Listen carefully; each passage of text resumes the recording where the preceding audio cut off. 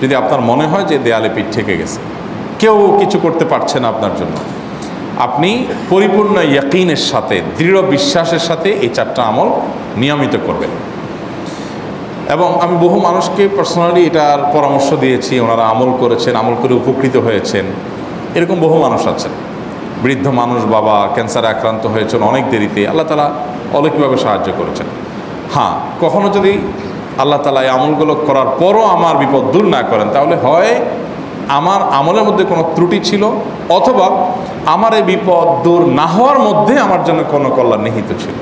আল্লাহ তাআলা আমার দোয়া কবুল করে যে উপকার হতো তার চাইতে বেটার কিছু হয়তো আমাকে দিবেন, এই ইয়াকিন একজন ইমানদারের থাকবে। সে 4টা আমলের 1 নম্বর হলো ইস্তেগফারের আমল।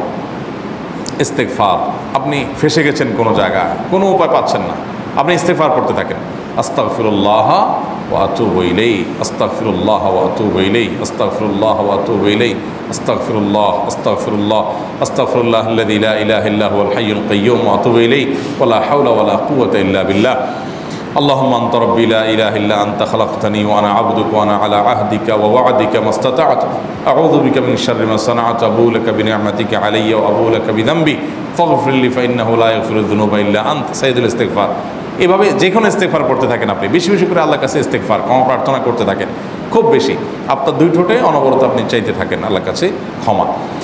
এই ইস্তেগফার সম্পর্কে নবী করিম সাল্লাল্লাহু আলাইহি সাল্লাম বলেছেন, মাল্লাজিমাল ইস্তেগফার, যে ব্যক্তি ইস্তেগফারকে আঁকড়ে ধরবে, আঁকড়ে ধরা মানে কি, এটা ছাড়বে না, সে পড়তেই থাকবে অনবরত।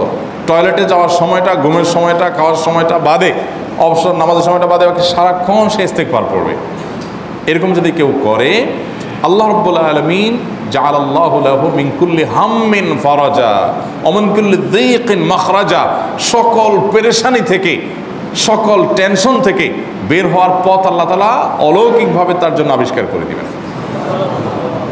এবং আমি আমার জীবনে যেটা বলেছিলাম, বিস্তারিত বলতে চাই না, এরকম পরিস্থিতি আসছে যে চোখের সামনে কোনো আপাতত রক্ষার কোনো পথ আর খোলা নেই, এমন ভয়াবহ বিপদ।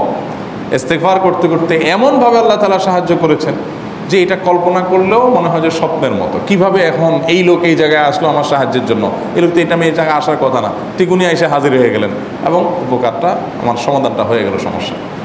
তো আলহামদুলিল্লাহ, বহুবার আমি পরীক্ষা করেছি, আর আমার পরীক্ষার 2 পয়সার দাম নাই। হাদিসে বলা আছে, গ্যারান্টি দেওয়া আছে, আমার পরীক্ষা করলেই কি না করলেই। তাহলে একটা আমল হলো কি, ইস্তেগফার। সব সময়ের জন্য এটা কন্টিনিউয়াস করবেন, আর এমনিও অবসর সময় ইস্তেগফার করবেন। আরবদের মধ্যে সৌন্দর্য আছে, তারা বিভিন্ন ডাক্তারের ওয়েটিং রুমে বা বিভিন্ন জায়গায় মানুষ যেখানে অপেক্ষা করে পাবলিক প্লেসগুলোতে লিখে রাখে